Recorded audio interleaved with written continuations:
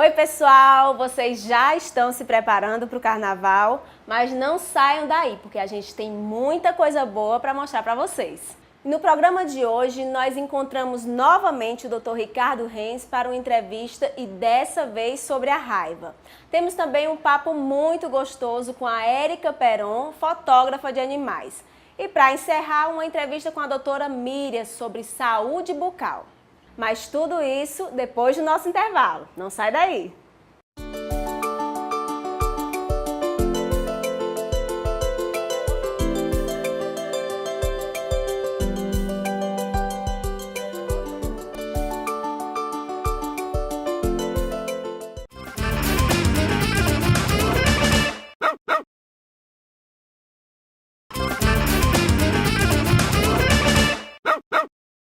Bom, em primeiro lugar, tem que ficar bem claro que a raiva é uma doença incurável, certo?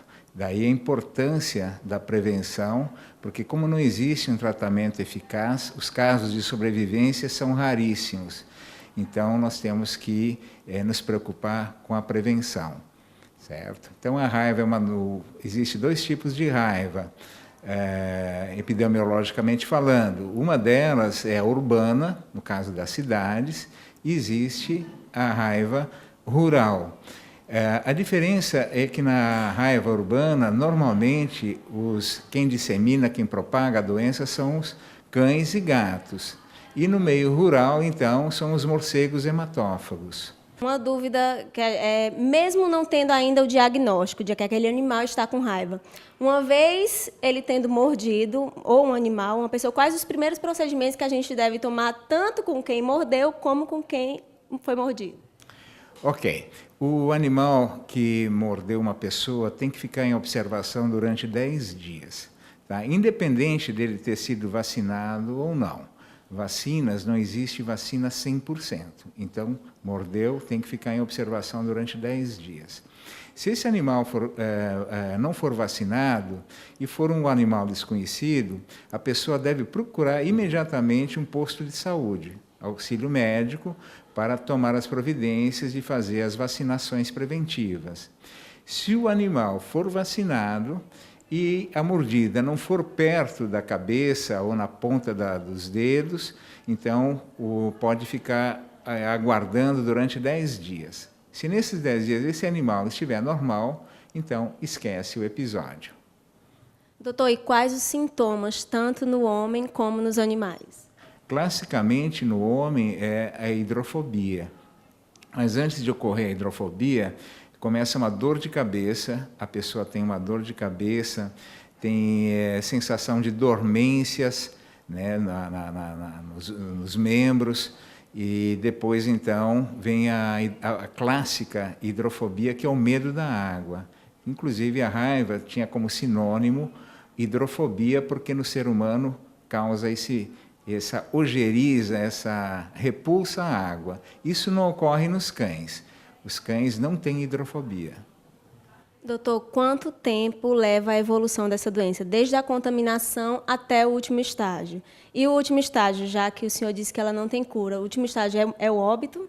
Sim, a evolução, o período de incubação, que é o período entre que a pessoa, o animal, se contamina através de uma mordida ou pela saliva, tem que lembrar que o gato, o arranhão do gato também pode transmitir a raiva, porque ele tem o hábito de lamber as unhas, lamber as patas e depositar o vírus nas unhas.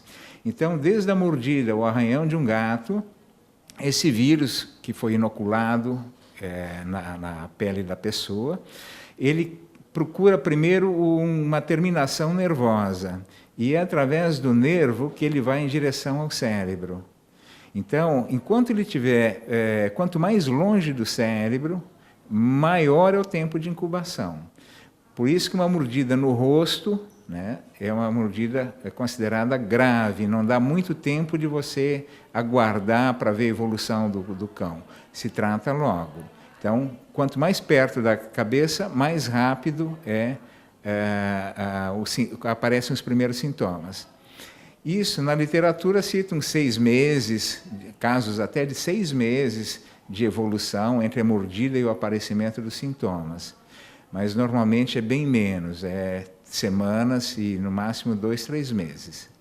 Doutor, e o animal? Uma vez o animal contaminado, ele tem que ser eutanasiado ou existe outra maneira de se resolver? Pelo contrário, infelizmente não se deve eutanasiar, mesmo sabendo que o animal vai morrer, e essa morte é uma morte com bastante sofrimento, não é recomendável sacrificar o animal suspeito, porque se ele for sacrificado, talvez não vai aparecer os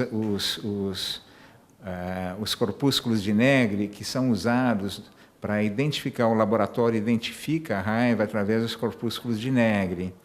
E existem outras formas também. Então, se evita que faça eutanásia, espera-se que o animal morra espontaneamente, infelizmente, mas não se deve eutanasiar um animal suspeito de raiva. Doutor, e o esquema de vacinação, como funciona? Bom, o esquema de vacinação, existem algumas pequenas diferenças entre alguns colegas, né? Mas, de modo geral, a partir de 3 meses, qualquer animal já tem condições de ter uma resposta à vacina. Então, quando se faz a primeira vacina, se faz uma vacina logo após os 3 meses e se repete 1 mês depois. Nos adultos, basta uma dose anual. As campanhas que são promovidas pelo CCZ, pelas zoonoses, elas realmente foram através dessas campanhas que nós quase erradicamos a raiva, e aí basta fazer uma vacina anual nos animais adultos. Doutor, o que eu percebo é que alguns profissionais, eles recomendam, alguns dão a vacina junto com a vacina das viroses, outros recomendam que dê separado, que dê um intervalo de 7 dias para que o animal volte e tome a antirrábica. Essa preocupação já foi, digamos assim, estudos mostram que se você fizer a raiva sozinha ou junto com outra vacina, a resposta imunológica é exatamente igual. Então não haveria preocupação em relação a uma outra vacina interferir na resposta da raiva. Podem ser tomadas juntas e há recomendações que tomem juntas sem problema nenhum. E diante de tudo isso, de toda essa campanha, de toda a conscientização que as pessoas já têm com relação à raiva, a gente pode afirmar que, pelo menos nas grandes cidades, ela já está controlada? Graças ao CCZ, né, graças ao Centro de Zoonoses, à Secretaria de Saúde, aqui em Fortaleza faz muito tempo que nós temos a raiva já controlada, e o problema maior são os animais silvestres, principalmente soins. Então, as pessoas às vezes veem um soim caído e vai tentar socorrer, vai pegar e leva uma mordida. Provavelmente esse soim pode estar contaminado.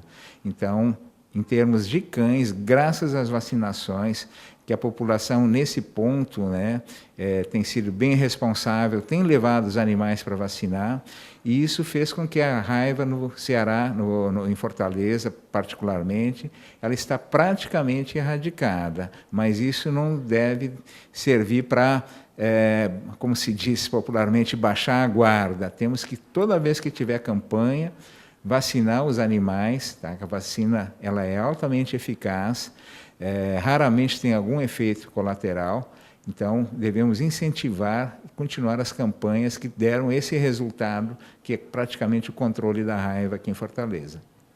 Doutor, e no meio rural, como é que é feita a prevenção para que o gado não seja atingido com os morcegos? Como é que funciona? Bom, existem áreas rurais, porque esse morcego hematófago, ele vive mais em cavernas, diferente dos morcegos urbanos, que se alimentam de frutas, são os frugívoros, que vivem em árvores. Então, quando há surtos de raiva bovina, o próprio Ministério da Agricultura e a Secretaria da Agricultura, eles enviam veterinários para pesquisar a fonte, né? E normalmente onde tem essas cavernas, onde tem morcegos, então esses morcegos são eliminados. É a única maneira de proteger o rebanho, a eliminação desses morcegos hematófagos. Então, só os morcegos hematófagos é que transmitem a raiva? Sim, os morcegos hematófagos são os transmissores da raiva rural, e, eventualmente, urbana também, mas os sugadores de sangue, só os hematófagos. Gente, vocês viram que matéria interessante? Não podemos esquecer que devemos sempre manter as vacinas dos nossos animais em dia. E no próximo bloco, uma entrevista super gostosa com a Érica Peron, fotógrafa de animais.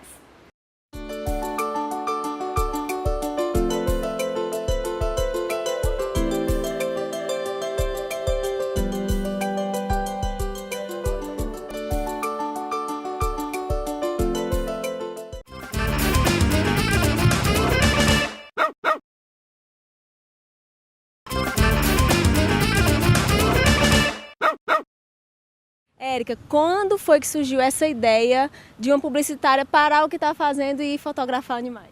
Foi em 2009, no Rio de Janeiro. Eu via muitos cachorrinhos passando. Já tinha tido uma experiência aqui em Fortaleza, em 2004, com uma amiga que também fotografava os bichinhos junto comigo. E aí eu tive essa ideia de voltar a fazer esse trabalho com mais dedicação. Pedi demissão, na época eu trabalhava numa agência no Rio. E comecei a fotografar os bichinhos em vários pet shops. No começo foi um pouquinho difícil, depois virou moda, caiu nas graças do Projac, fotografei cachorrinhos de vários artistas. E aí pronto, foi um atrás do outro, não parei mais. E como é que funciona? Para eu que tenho um animal de estimação, como é que ele funciona para ele ser clicado por você? Bom, eu monto o estúdio nos pet shops. O cachorrinho toma seu banho, fica todo fofinho, lindo, arrumadinho e vai para o estúdio. Nós temos o figurino, o nu artístico, que faz maior sucesso, e o figurino variado, mas com a personalidade do dono. Se o dono for mais sério, mais intelectual, a gente tem figurino de óculos, com livro. Agora, se o dono for mais despojado, surfista, nós temos roupinhas de surfista, que aí o cachorrinho fica com aquela identidade que, na verdade, ele já tem um pouco dessa identidade na personalidade. Dá para perceber, quando eu fotografo, que a personalidade do dono está muito presente neles. E como é que funciona? Ele vai receber o book e ainda vai sair na sua fanpage, no Bicho da Fama? Nós temos a fanpage e temos o Instagram. O Instagram funciona como uma galeria, né, onde todos os modelos tops vão para lá. Então, o bichinho é fotografado, a pessoa recebe as fotos no arquivo digital, recebe impressa também para colocar no porta-retrato da sua sala e vai para a galeria. E uma pergunta que eu fiquei super curiosa, eu achei lindíssima. As fotos são no fundo preto. Por que você escolheu assim? Porque no fundo preto elas ficam mais brilhantes, as cores ressaltam mais, fica mais colorido, mais divertido. E aí, mesmo se o cachorro for preto, ele fica bonito com o fundo preto, porque a gente usa um contraluz, o estúdio é profissional, o equipamento todo top de linha. Érica, e como é que você faz para conseguir os melhores cliques? Bom, os melhores cliques são aqueles mais espontâneos. E também mais interativos, porque é preciso ter uma boa interatividade entre o fotógrafo e o cachorrinho. E isso é feito principalmente com amor, com a troca de energia, de carinho. A assistente que eu tenho também, que cuida deles o tempo inteiro na mesa para não ter perigo deles caírem. Tem todo um cuidado em volta do trabalho, né? Outra coisa muito importante para os cliques também é a luz, né, que sempre é bem colocada, luz profissional de estúdio, e os truques que eu uso para chamar a atenção deles. Uma pergunta, eu não quero perguntar nem quem é que dá mais trabalho, mas quem merece uma atençãozinha maior na hora dos cliques? Bom, quem dá mais trabalho, porque realmente dá mais trabalho, são os gatinhos. Gato, realmente, eles não são muito dados a serem modelos, não. Apesar de que eu já encontrei alguns gatinhos que, nossa, adoravam vestir o figurino, vestir as roupinhas, faziam pose e tudo mais. Mas a maioria dos gatinhos, eles são mais caseiros, né? Então, quando eles vão para o estúdio, eles ficam mais tímidos. E isso dá um pouco mais de trabalho. Agora, por incrível que pareça, uma coisa que não dá muito trabalho é fotografar aves. Parece que elas adoram brilhar. Não sei se é porque já são cantoras, né? Mas elas fazem pose, se viram de um lado para o outro. É sempre muito fácil fotografar aves. Érica, querida, muitíssimo obrigada pelo nosso papo. E no próximo bloco nós temos uma entrevista com a doutora Miriam Marinho, falando tudo sobre saúde bucal. Até já! Mais um aqui que gosta de banho, ó. Tô fazendo até piscininha aqui.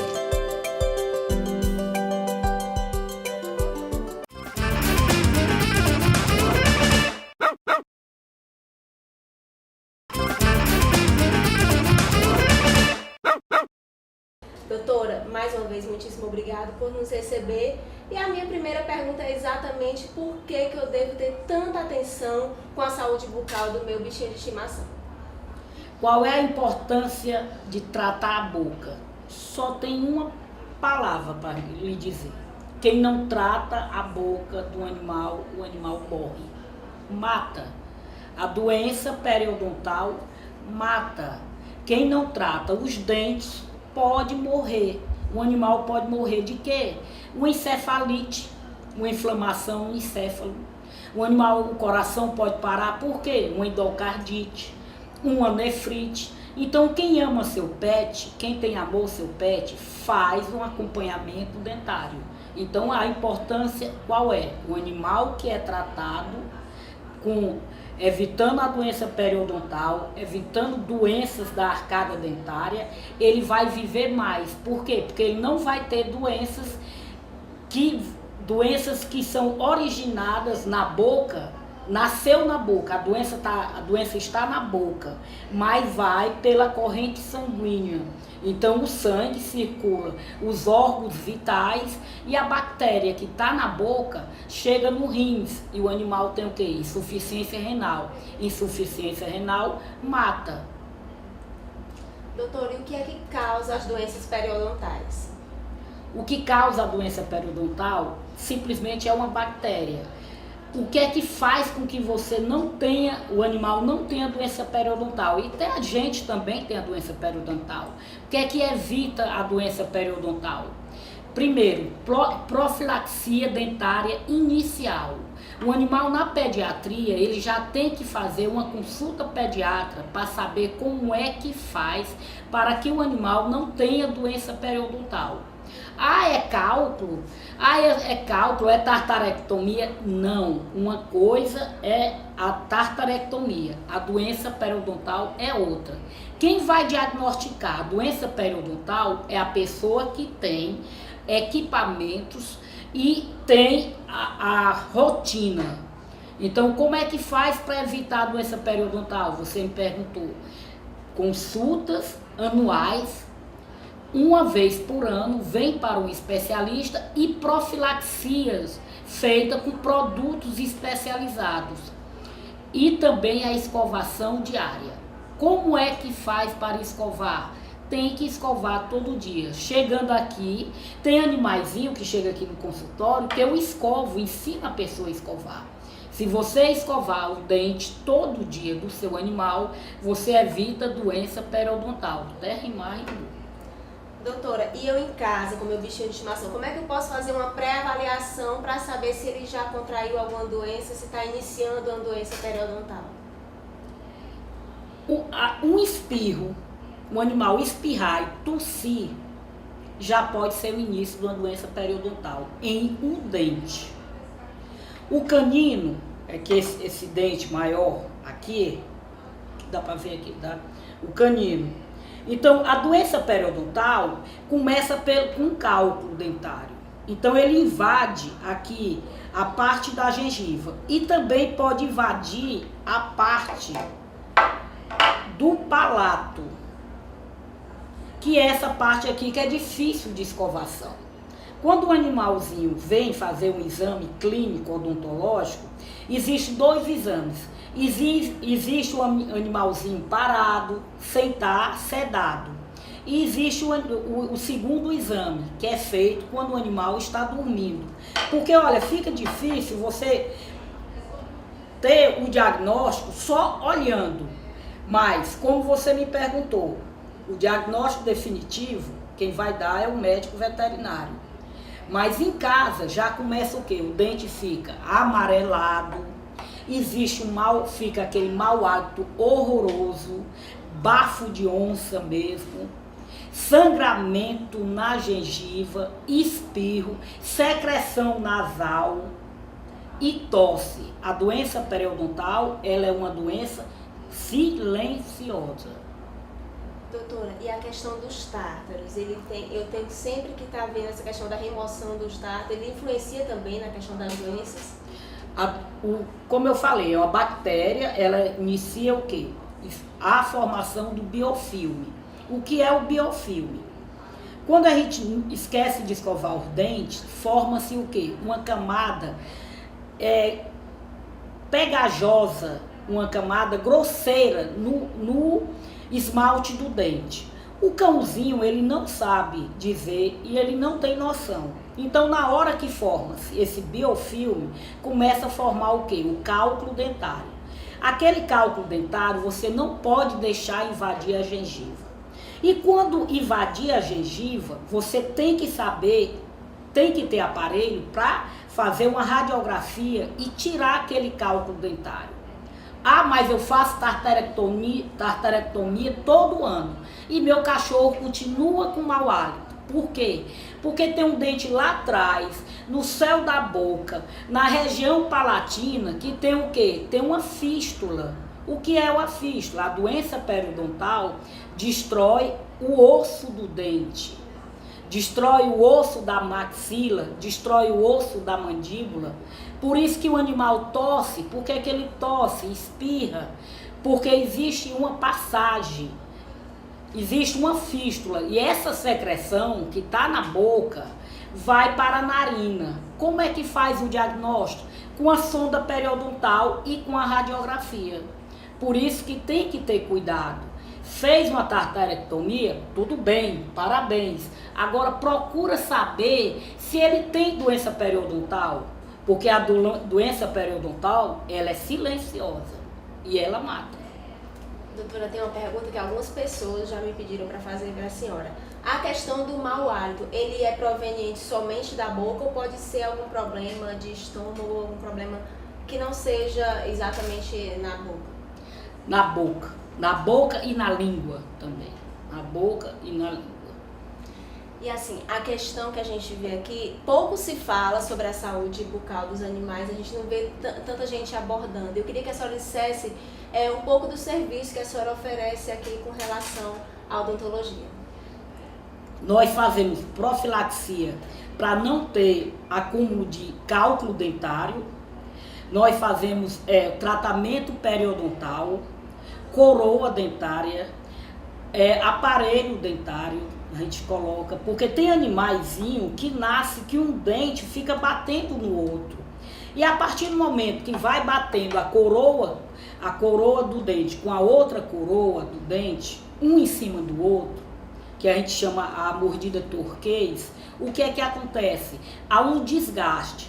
E sem falar que na hora que você tem a pancada, a raiz do dente, ele sofre também uma contusão. Então, aquele forma-se o quê? Forma-se um abscesso periapical. E o animal começa a sentir dor. Eu estou com um animalzinho de 6 anos, um SRD, que tem fratura dentária devido a uma má oclusão. Então, nós vamos fazer o quê? Nós vamos extrair esse dente e nós vamos colocar um aparelho, vamos extrair um dente. Por quê? Porque a gente tem que salvar os dentes dele. E os outros dentes nós vamos colocar um aparelho de plano inclinado para afastar o dente. Então nós vamos fazer um aparelho que vai ter uma movimentação. Então ele vai salvar os dentes dele e vai parar de um dente ficar ocluindo em cima do outro. Um dos problemas que acontece muito com Yorkshire é a questão de dentição persistente. É aquele dente de leite que não caiu. E tem gente que dá osso. Eu vou dar um osso, aí quebra só a coroa. Existem muitas raízes oclusas dentro da boca do animal. Caiu o dente, quebrou a coroa, mas vamos olhar se a raiz está lá dentro. Odontologia veterinária, a gente trabalha com prevenção. Não adianta chegar com uma boca nessa situação aqui e dizer que tem que fazer uma limpeza ou uma retirada de tártaro, uma tartarectomia. Aqui não resolve. A limpeza já passou. Aqui já tem o quê? Tem que ter extração, já tem que ter cirurgia. Mais uma pergunta. O que é que a senhora faz mais aqui? O que é que procuram mais? Como é os casos que chegam aqui para a senhora? O que chega aqui são os colegas que encaminham, eu agradeço os colegas que estão encaminhando, são fraturas dentárias, doença periodontal avançada, um animal de 14, 15 anos, que já está perdendo o elemento dentário, os dentes estão caindo, e a gente faz o tratamento para quê? Para parar com foco. Ah, eu tenho medo da anestesia. Pense que a boca com pus, com a bactéria, todo minuto que o coração bate, a bactéria passa no coração e pode dar uma infecção no coração.